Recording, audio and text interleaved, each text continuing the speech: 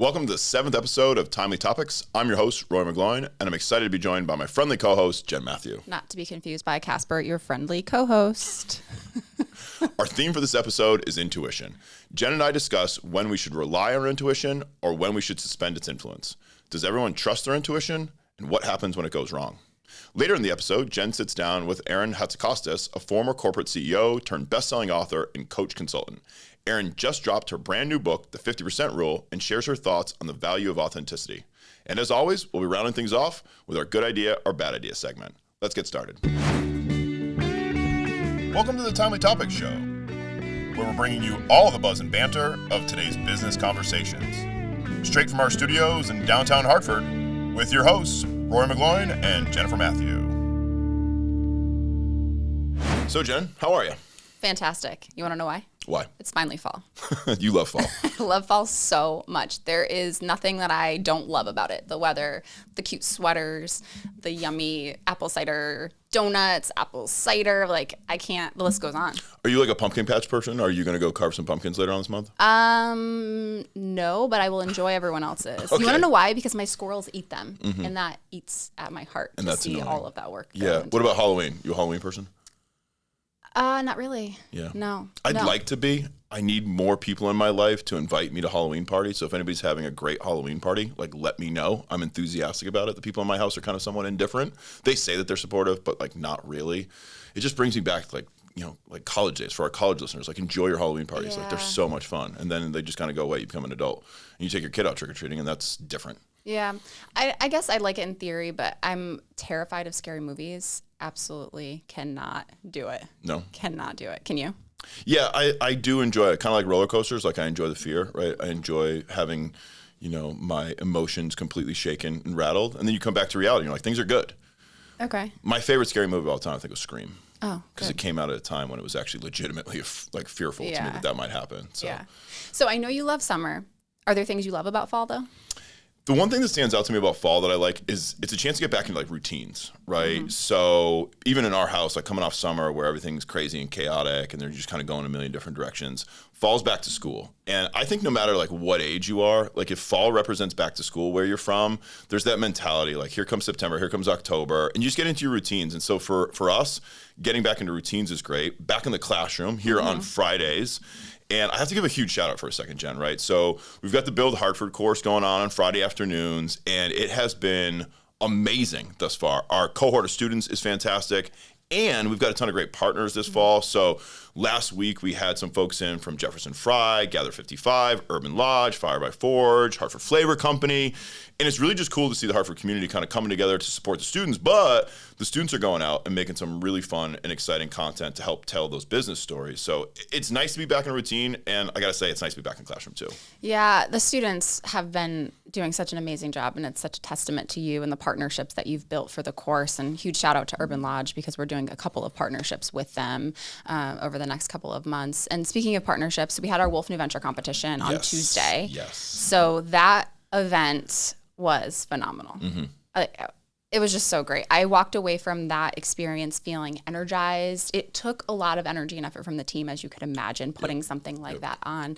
But just the positive feedback we received from our audience members, all of our startups. So we had 30 startups that came back and showcased. So these were from previous summer fellowship accelerators. Mm-hmm. So we had some that came back 9 years later, showcasing their business and where they are today. That was amazing to see the progress they've made and what types of support they were seeking still from our community. So there were still asks being put out there to our investment community, to each other even, right? Like building that network. It was amazing. What did you think about the event? I mean, it was the best event that I've been to in a long, long time. First of all, shout out to the entire team for the planning, off the charts execution. Really cool. We were at Yard Goat Stadium up in the YG Club. So the atmosphere was spot on.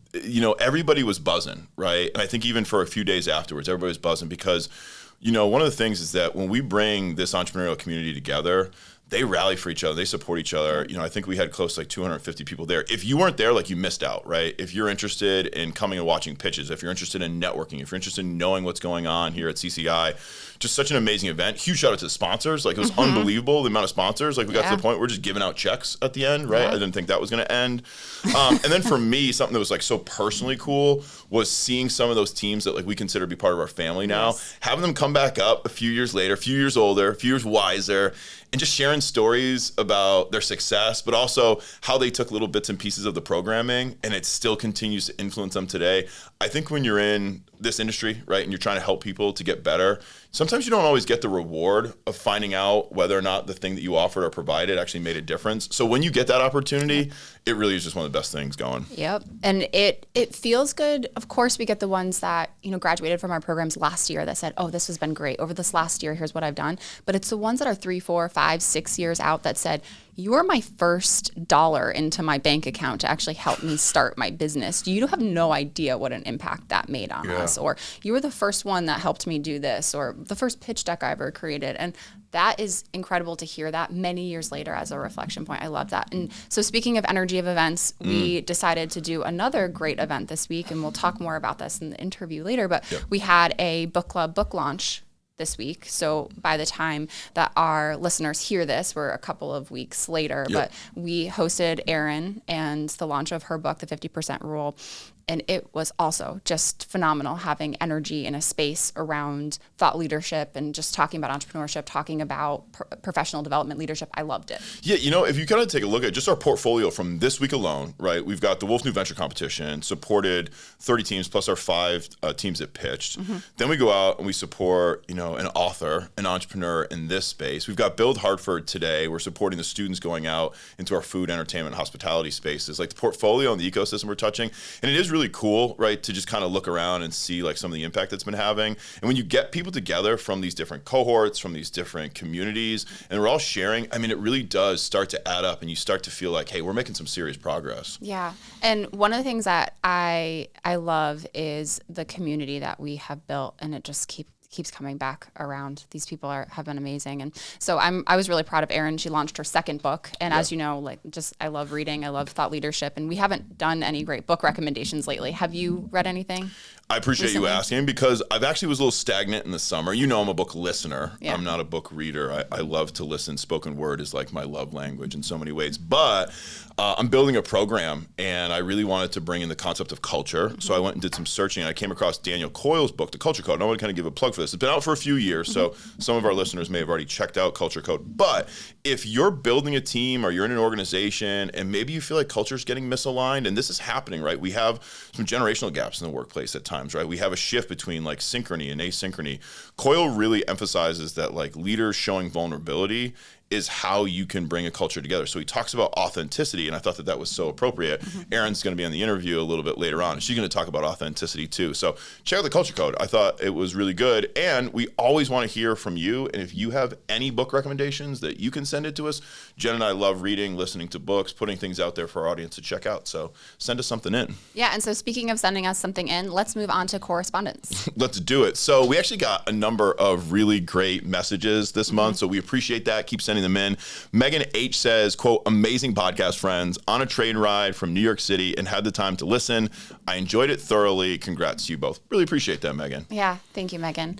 And you might remember I was slightly passionate in our last episode about a particular topic at the end regarding seasonal items in stores. So there was some good back and forth on one of our LinkedIn posts. So Christina D said, yes, I can completely relate. The worst part is when you mentally are ready to embrace those seasonal items and the store is already sold out or has completely picked over those items because they're now moving on to the next. So completely agree, Christina, like that is another pain point in this process. Yeah, and I think Kate actually put up on her Instagram story like the debate of like whether or not like things can be out too soon or not enough. We're going to have to go back and check the stats on that, but I felt like when I clicked in, it was like relatively like 50-50. So some people like it, some people don't. Christina, thanks for sending your message in.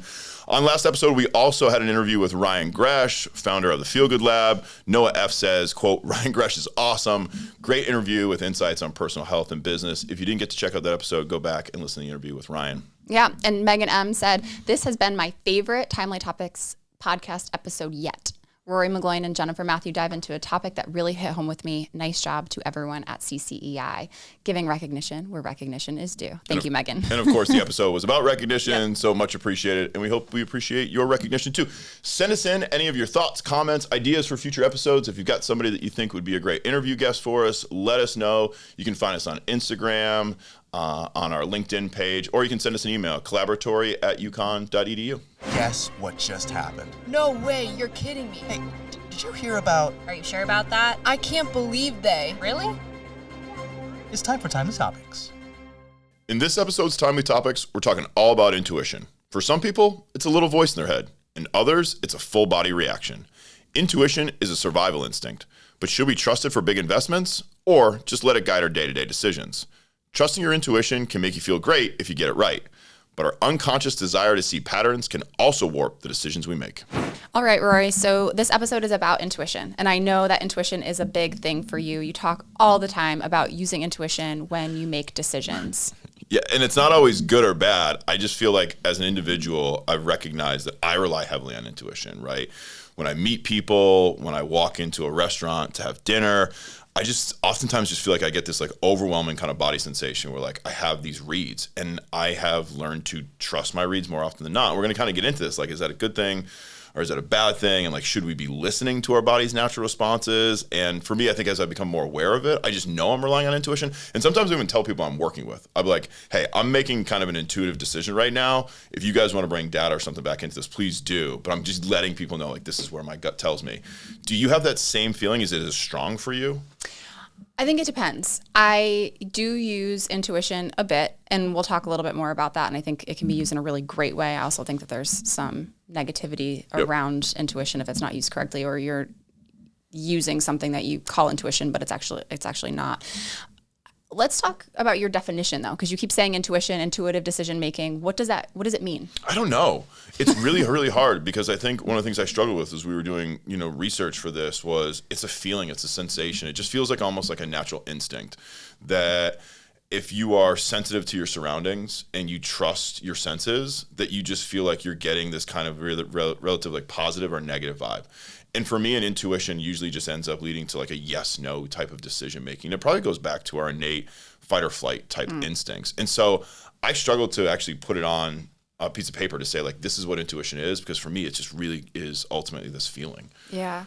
It's interesting that you say that, because if you can associate intuition with make it more physical, we always think with our mind, we have emotions with our heart, but our intuition is our gut, right? It's that gut instinct, and it's hard to describe what that feeling feels like. But if you're really connected to who you are, you can feel that. I think I like to rely on intuition so much because for me, it makes it feel like I can make decisions quicker and easier. Mm-hmm. And again, I don't know if that's necessarily a good thing, but I'm making these snapshot decisions. But of course, we also love to talk a lot about self-awareness, right? And having like a certain level of self-awareness. And Jen, you talk about saying things like, if your self-awareness is not relatively high, it becomes really difficult to know like what your instincts or intuition should be. Yeah. So our experiences, so when we come to the table to make a decision, we are clouded by really only two things: the experiences we've had in the past and our fear or worry about what's going to come in the future. So self-awareness to me is presence. It's the opportunity to sit in the moment and make the decision independent of those fears, those worries, the anxiety, and all of those other pieces. So if you're not in tune with who you are and with what you believe to be true, with what you value, it is hard to make those decisions. And I think some people have said this to us: how do I know that the decision I'm making is based in my intuition of this is right, this is wrong, or is it my fear telling me, no, don't do this? Or is it my excitement saying, yes, you should, but it's not based in any real foundation of intuition? Yeah, and that's one of the things that entrepreneurs, business people, just those of us living our lives, like we have to deal with. Like, where are you going to pull your decision-making processes from? Are you going to rely on data only, right, which just feels really, really independent? Or are you going to move in the direction of kind of trusting your gut? We were preparing for the episode, and it's football season, so I'll make the analogy right now. So one of the things that's come into sports is data analytics. And if you're a fan of the NFL, they talk a lot about it on Sundays, where the coaches now are being provided the probabilities of whether or not they should go for it, whether or not they should kick, whether or not they should make certain decisions. And yet, even though the coaches have all the data in front of them, when they talk to them in the post-game press conferences, they'll say, how come you didn't go with the data? And the coach will say, well, I went with my gut. So it's really interesting because that's a perfect example of being provided a ton of really good statistical viability of something and ignoring it because like you feel like you have the answers inside of you. That brought me to a particular conclusion about my own intuition. It's probably fairly likely that people that trust their intuition more often have had a few more wins than losses. I feel like if you trust your intuition quite often and it feels like it doesn't play out, right, maybe you're a little less likely to go with your intuition. Do you agree with that? Or do you think that we are just going to look for patterns all the time and we're going to suspend our intuition like never because we're always just going to look for the pattern? Well, I think innately we're attuned to pattern recognition. We're always looking for things. We're easily biased by things around us, and we confirm things that we believe, and we confirm the things we think are not true. And I certainly think that that's the case. I believe that intuition is a calibration metric, right? The second that you believe something and you say, my gut says this, and you're wrong, you can use that opportunity to recalibrate what your intuition means and how you're going to use that as a tool to make decisions in the future. It doesn't mean you're always going to be wrong. It doesn't mean you're always going to be right. But how do you use those past experiences, not in fear, not in any of those other things that we talked about, but how are you using that intuition to help you make decisions in the future? I think one of the things that business owners today have to deal with is really, we have more information than ever. And I'm wondering for individuals out there, for our listeners, how much information is enough? So, right, let's say you're going to start a new diet plan. You're going to start a new fitness plan. Ryan was on the show. You're going to go and you're going to get your feedback about, your gut health, right? And it's going to give you a report. And you're going to read it. And you want to believe in it, right? You want to believe that it has credibility behind it. There's science behind it. It does feel like, though, sometimes information can be completely debilitating. And as you said, do you end up just going in the direction that your gut was going to take you in anyways because the information is just there to galvanize or support or provide evidence? I really feel like if there's two sides to every coin, like you can work really hard to find evidence that's going to support you. And it's interesting because in doing some research for the episode, one of the things that we came across was that in some research, it's been observed that entrepreneurs are more likely to make decisions that are contrary to traditional business plans, maybe kind of lending themselves to recognizing that if they don't disrupt the marketplace, right, that they won't be able to overcome what already exists. So you have to wonder, and I'd be kind of asking folks out there to like profile themselves for a second, right? How often do you go against the data or go against the information, or how often do you just use data to simply support what you were going to do anyways? Yeah. I want to go back to for a second as we talked about self-awareness. You always talk about uncertainty reduction. I just want to tie that in because I think that there's a piece of that with this underlying fear and our innate sense of just keeping ourselves safe. And you said fight or flight this episode. So what are your thoughts on that? I mean, to me, uncertainty reduction really kind of drives everything that we do. And when we think about it from a communication processing perspective for a second, you're relying on your senses to provide you information, and you're making decisions with that. You can only make decisions based on the information that you have. So it's interesting because when you think about reducing uncertainty, your goal is to try to make the best, safest decision for your longevity or for your lifestyle. And so even today, when we think about relationships, right, people that you choose to maintain relationships with or you terminate relationships with, like part of that is based on the information you have. When you think about this intuition process that we're dealing with right now, one of the other things that comes up is not just information, but the amount of time you have to make the decision. So time can play a huge factor because if you feel like as a business owner, like you don't have a lot of time, or you're in a relationship, right, and you have a lot of time to go and seek information, maybe it changes how much you rely on intuition.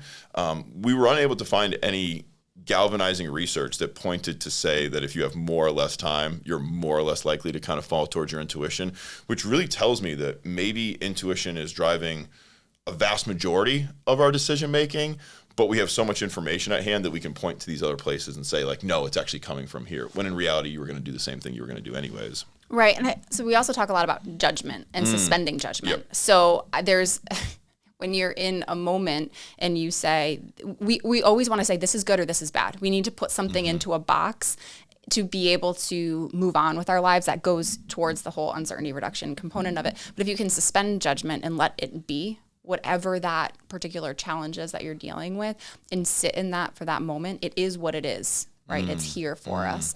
And then allow yourself to use whatever information, understanding the timeline that you have to make that decision, what is accessible to you in that moment. And then if you really truly are self-aware, how are you going to then approach that decision? Yeah, and it makes me think of one of the things that we talk about a lot, especially with the entrepreneurs that we work with, and the importance of them identifying their values, right? And being like, look, so what are the core values driving the reason why you're doing this business? What is behind the business?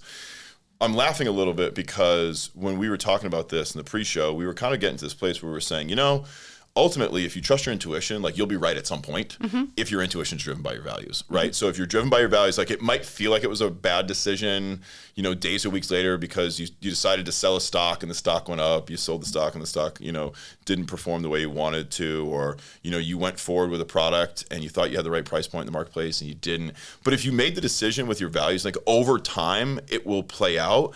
But this brings us to like kind of the important juncture for maybe our listeners who are going like, all right, Roy, Jen, like I hear you, but like, so what, right? I think one of the takeaways for us having spent some time studying this was going back to values and understanding that if you're in line with your values, they'll probably be in line with your instinct, right? With what we call intuition. And maybe you have to rely on time and a bit of perspective, as you say, to allow the decision to play out. Because I do believe that at some point in that timeline, it will actually work out, right? It will work out. We talked about this a long time ago, this idea of like, does everything happen for a reason? It's like, well, if you want to believe that it does, ultimately then you can.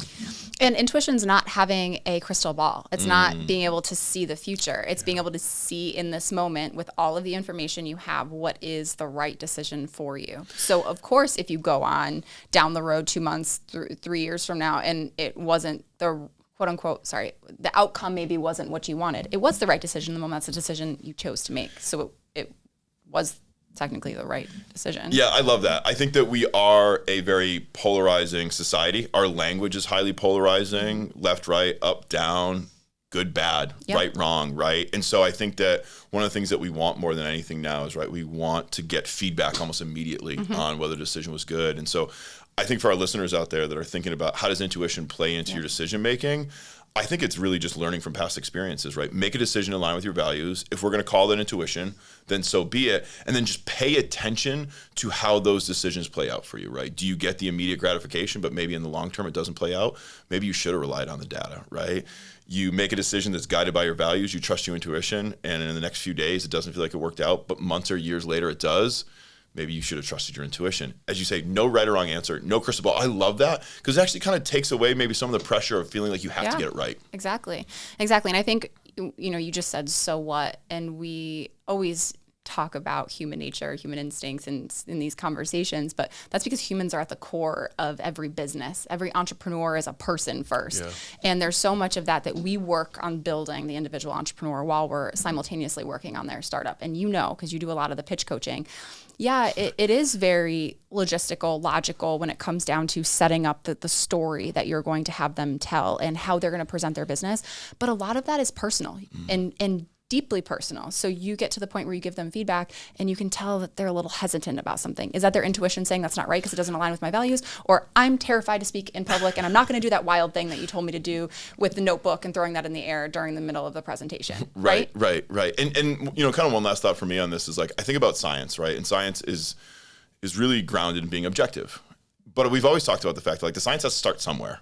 The scientist has to have the apple fall off the tree and hit them in the head and go, why did that happen, right? And instantly, right, you can never fully take the scientist out of the science. And I say that because we just talked about right and wrong. We talked about kind of like knowing how to make the decision.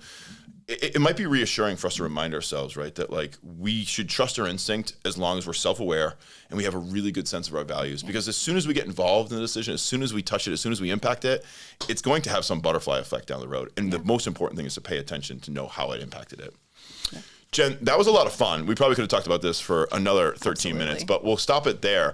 Folks, if you have ideas about intuition and how it impacts your day-to-day decision-making, we'd love to hear. Send us in your stories.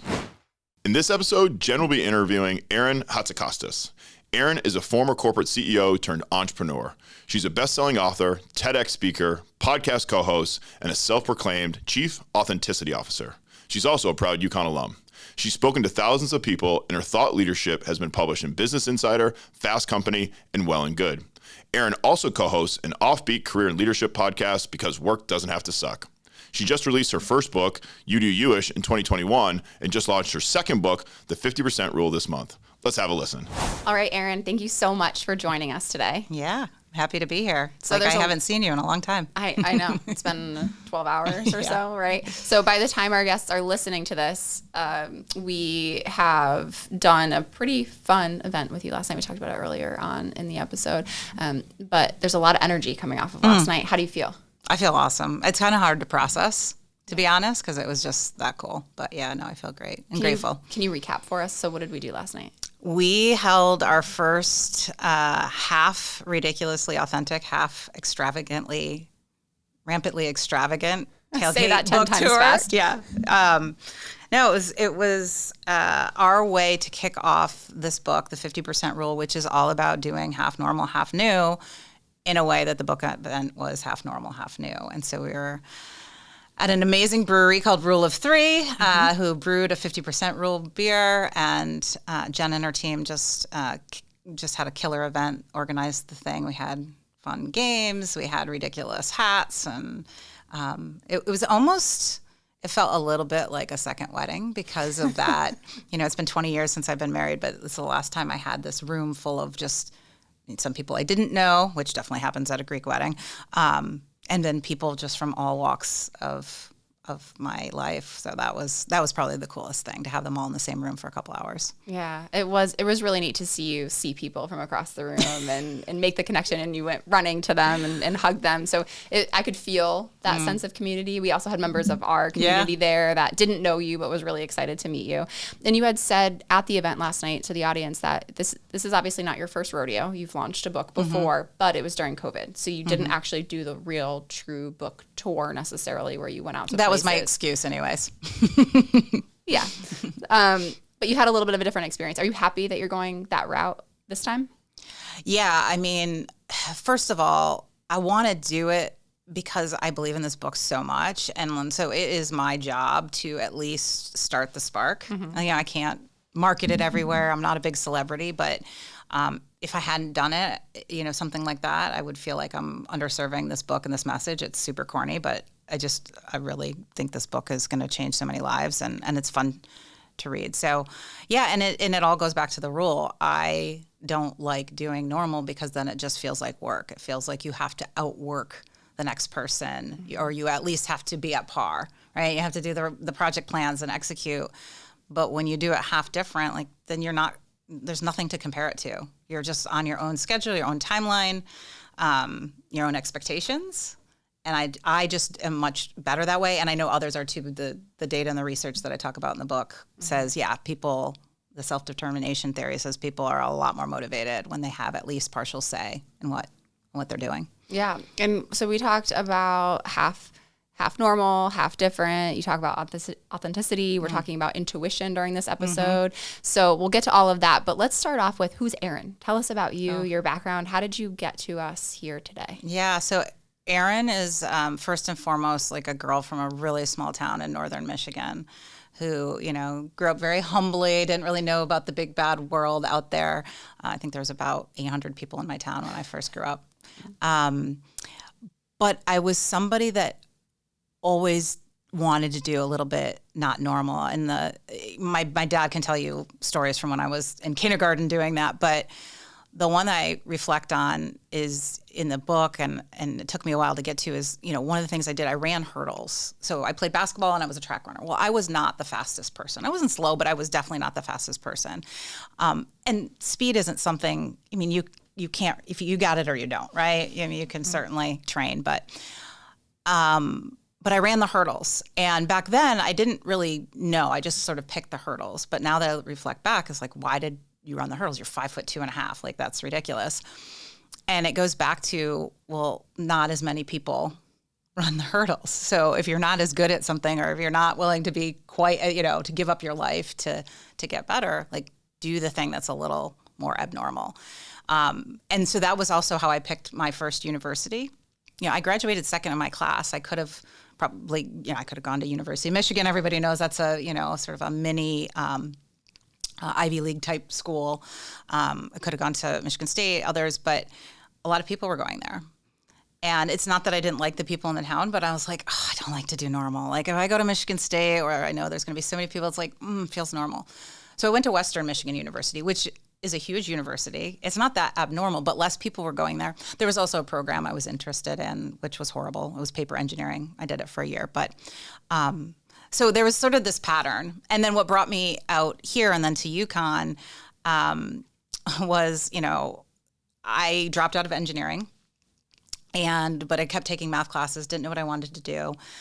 Back then, you didn't have any online searching. I think maybe my sophomore year, I learned about the internet, right? Mm-hmm. And you're like, oh, what is this dorky thing? But one day, my roommate came home from class, and she said, I found it. I found the career for you. And she was like jacked up, and I was like, okay, whatever.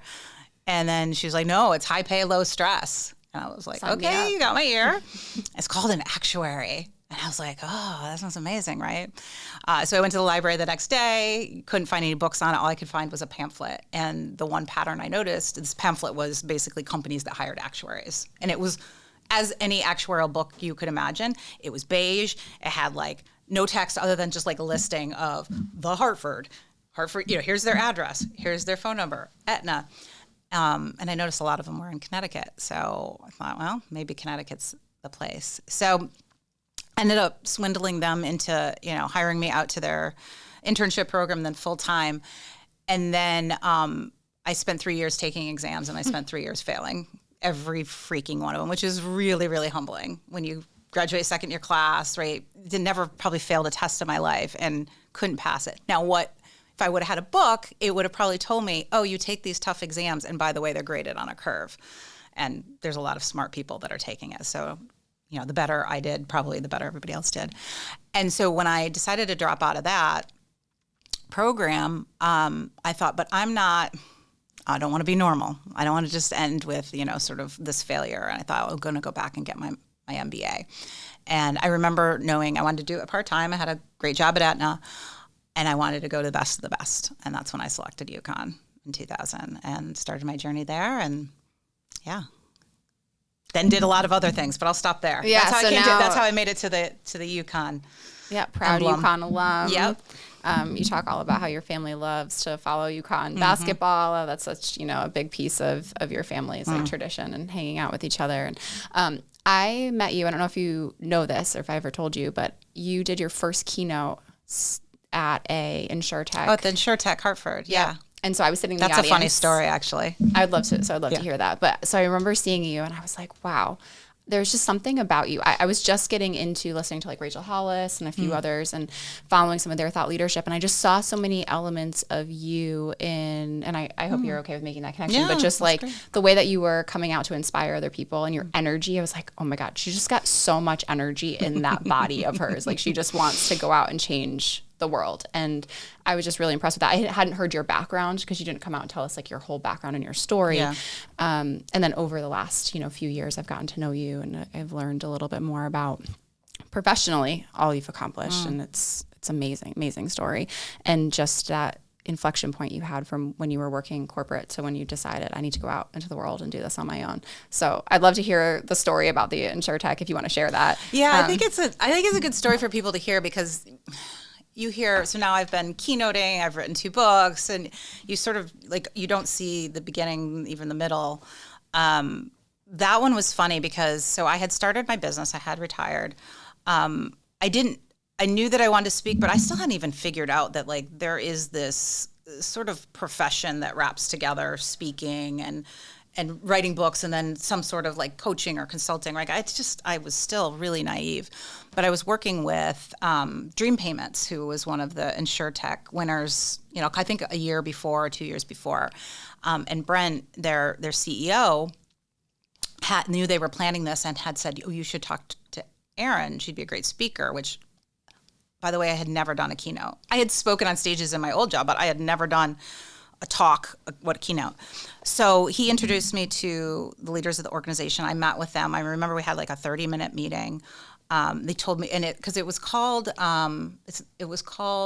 remind me what it was. It was like, it sounded like something that wasn't super like fancy and big, the way they sort of called it. Demo day? Demo day. Yeah. So it was like demo day to me. It's like a construction. If it's not construction, it's like a bunch of people sitting in like a classroom, maybe a little bigger than the one you guys have here at CCEI, showing their stuff. Like it didn't reek of like whatever.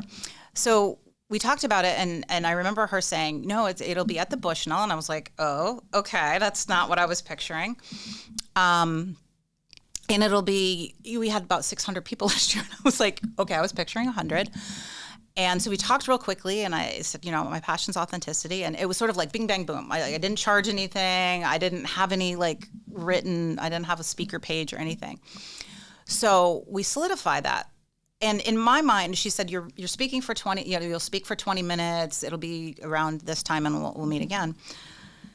So about a week later, Brent texts me and he's like, oh, amazing. I hear you're keynoting demo day. And I was like, no, I'm coming to speak though. And he's like, oh, okay. And then a week later, the Hartford Journal, there's an article, Erin Hatzikostas to keynote, InsurTech demo day at the Bushnell, which, I've done a lot of keynotes since. I don't think there's been like an actual newspaper article announcing it since my first one.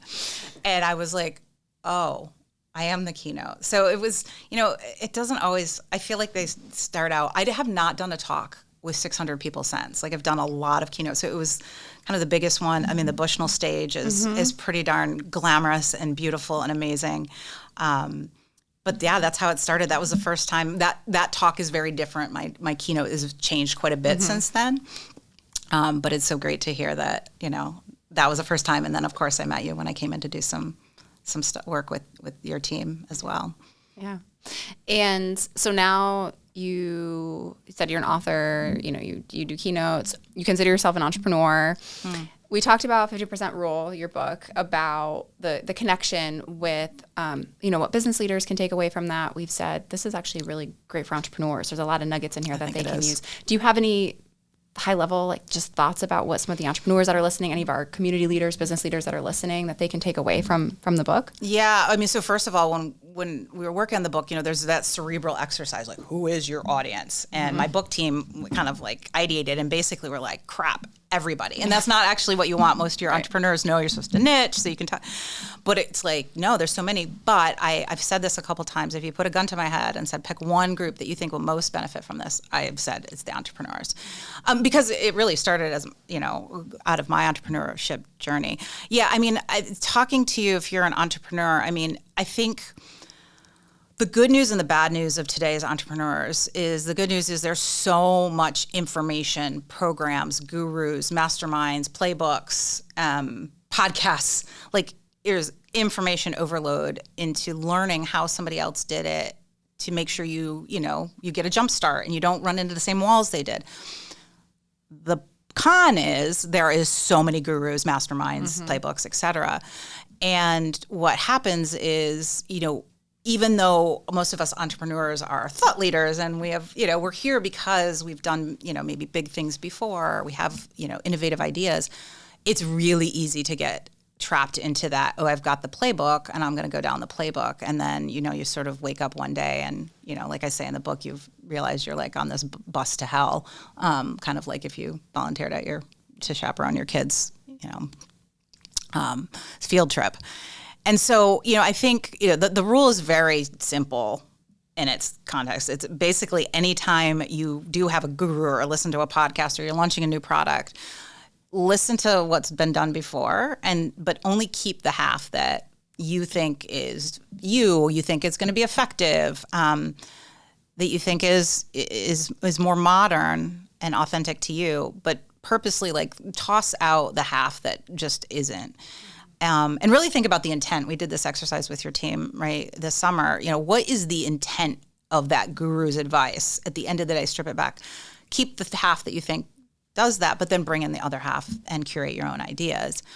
The reason it's not, though, just a cute little meme and it's a book is because what I realized is not only that really helps you get past this whole like comparison cramps, as I call it, and constantly feeling like, oh my God, this company just got funding that we didn't get. This company just did a press release on the new widget that we don't have out yet, right? Like you're constantly comparing and chasing, which is exhausting.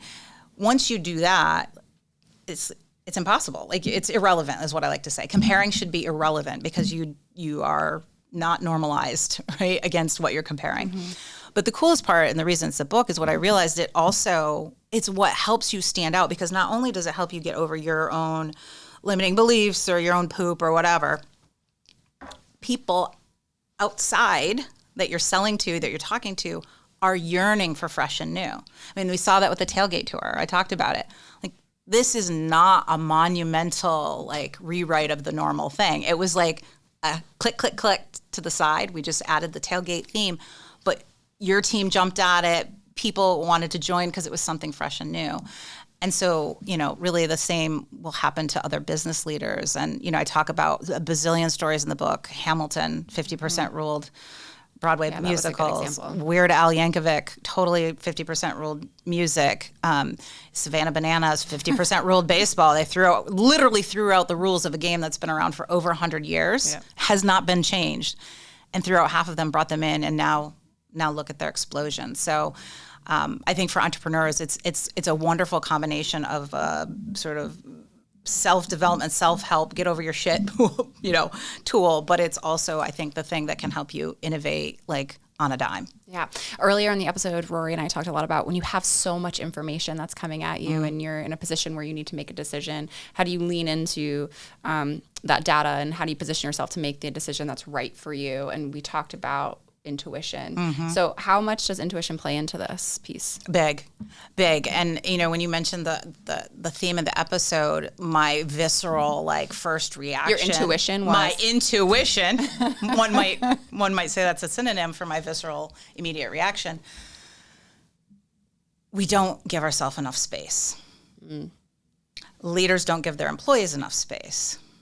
But I would say at the end of the day, it's our job. So I was at a leadership conference many, many years ago, and I forgot basically everything I learned except for, there were two things, but one in particular stuck with me. It was a leader from Nike, and he looked at all of us, and we were all sort of like, we were that rising talent. I was still in the corporate world, so we were all knew that we were kind of at that bigger level. But he looked at us and he said, it is your job to find the time to focus on the big stuff. And what was not profound was the focus on the big stuff. Like, we all knew that. Like, we're now in the big stuff, right? The profound was, it is your job to find the time. And it's so easy, whether you're running your own business or you're working for the man, if you will, to blame it on somebody else. Too many meetings from other people. My EA stuffed me too much. Like, I've got to talk to investors. There's so many excuses. You have to find the time. And you have to not just find the time, but the space. Like, I'm super passionate about, you're not going to have any intuition if you're sitting in front of your keyboard, even if you don't have a meeting and your emails, like, go sit in a chair, go take a walk, go to Panera. Like, that's one of my hacks. Like, if I have big stuff to get done that I don't want to do, I reward myself with a good old Panera lunch and get in another space. So, when I think of intuition, I think everybody has it in them and wants to do that.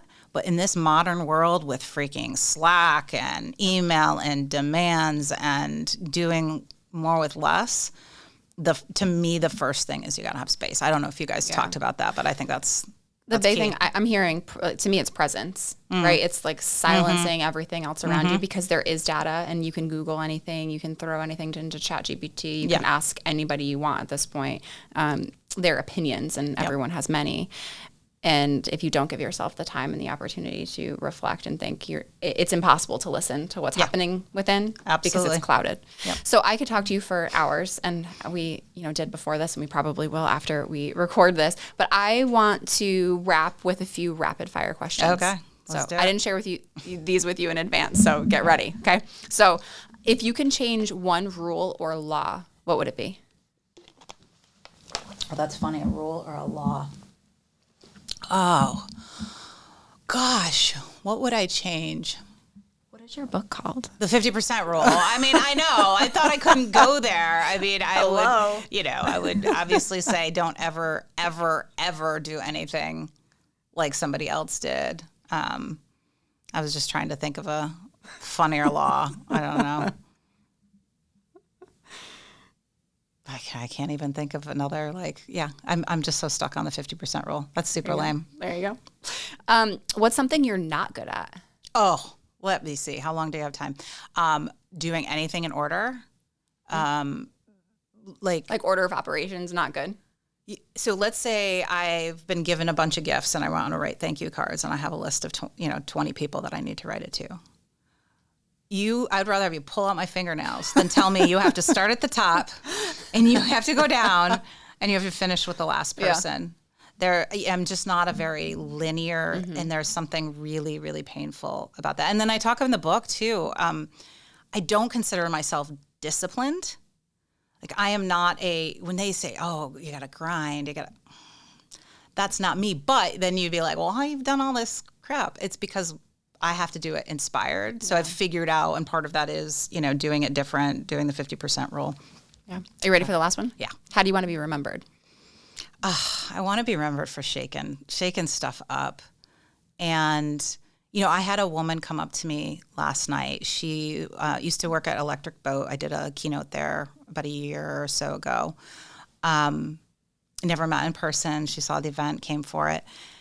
And she said to me, after your talk, she was former actuary, so she could really, of course, that's in my talk. She could relate. She's an engineering company. And she said, I realized, I have these gifts and I am super authentic. And she decided to go out and interview. And she said, I interviewed for 3 or 4 jobs and I brought my authenticity. And she said, I got an offer for every one of them. And I'm in a new job and I'm getting paid 50% more than I was before. And so, gosh, if that doesn't encapsulate what I want for people, whether it's that raise, that business success, but I want them to do it in a way where they're like, I finally used my authenticity in it. And help me do it. That's great. Yeah. I love that. So can you tell our listeners, one, where to find your book, how to find you, and connect with you? Yeah, so the best way is to go to beauthenticinc.com, just the letter B, authenticInc.com, and you'll see the book page is there, stuff about my speaking, et cetera. And then if you want to interact like a human-ish, LinkedIn is my platform of choice. So if you can spell my name, you can find me, Erin Hatzikostas, on LinkedIn. And I love to interact with people there as well. Awesome. Great. And congratulations again on the launch of your second book. We are so proud to have you in our ecosystem and a friend now of CCEI. So thank you for joining us this morning. Thank you for everything you guys have done. It's amazing. Great conversation, Jen. And special thanks to Erin for coming in the studio and being a part of our episode. Good idea. Bad idea. All right, Rory. So last episode, we debated my mystery topic, which is all about seasonal items. And again, super passionate about that. And thank you for giving me the opportunity to actually answer my own mystery topic. So what do you have for me? I'm excited about this one. So here's a story that everyone likely saw either on LinkedIn or other social channels this week. Nike has a new CEO, Mr. Elliott Hill.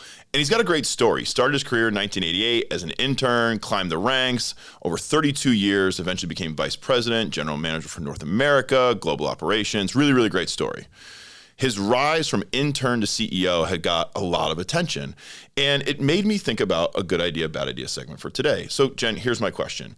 Do you think it's a good idea or a bad idea to promote from within when it comes to hiring? I thought you were going to say, is it a good idea or a bad idea to bring CEOs back, like Starbucks, Apple, Nike? I mean, obviously there's been some success there. Sure. So I think it's an interesting question to ask yourself. Maybe there's a little bit of intuition that has to come to this answer and that decision-making process. But I think you need to assess your team. I think you need to assess the skill sets on your team, the capability of who's within your organization. I think you have to think about culture. You talked about culture code. Yeah. Are you trying to bring in new experiences, new ideas that aren't currently in existence? Or are you trying to strengthen from within because there's a really great opportunity for some younger members of your team to take on more leadership opportunities? I think it depends on the role, depends on your team and the outcomes that you want to achieve. Do you have thoughts on this one? Yeah, I'm super passionate about this topic, actually, and that's why it stood out to me. So generally speaking, my intuition tells me I like to see promotions from within in most cases. But as you mentioned, right, if the culture's good, if you're winning and it's a matter of just finding a successor for a leadership role, I think why not go from within where they understand the culture, they've got existing relationships, and they're not wasting any time jumping in. What's really interesting about the Nike story is this, right? So Elliott had been there, his entire career, retires. the company then starts to have troubles, right? And it's been well documented, right, that they've been losing money. And so you'd think in this case, like things aren't going well, so we'll go bring in somebody completely new. No, they actually go back to when they had previous success. So that really kind of tells you something, right? That if you're having success or it's going well, promote from within. But there's also times where maybe hearkening back to like your older days where things were going well might be a solution too. I don't know. If you have a thought on this, please let us know. We'd love to hear if you have success stories where hiring from within in your business really led to a lot of good outcomes. And hopefully you've avoided the trap of hiring from within and having it not work out so well. Hey folks, that's our show. Thanks so much for tuning in. Please be sure to share with your friends or drop us an idea for a future episode, topic, or guest. And don't forget, we produce our show right here in the Collaboratory studio at CCEI in the heart of downtown Hartford. Coming up later this month, on October 21st, CCI is hosting a traction workshop called The Business Model. Check out our social channels for more information on that. On October 26th, our friend Julia Yakovich is hosting an event called A Haunting at the Bond Ballroom, a thrilling night exploring the history and hauntings of the former Bond Hotel. Tickets are $20 and can be purchased on Eventbrite. Whew, that sounds spooky. And on November 21st, UConn Brewing Innovation is collaborating with Urban Lodge to host a beer launch celebration. For more details, head on over to the UConn Brewing Innovation website to learn more. So until next time, wishing everybody good luck in all your endeavors.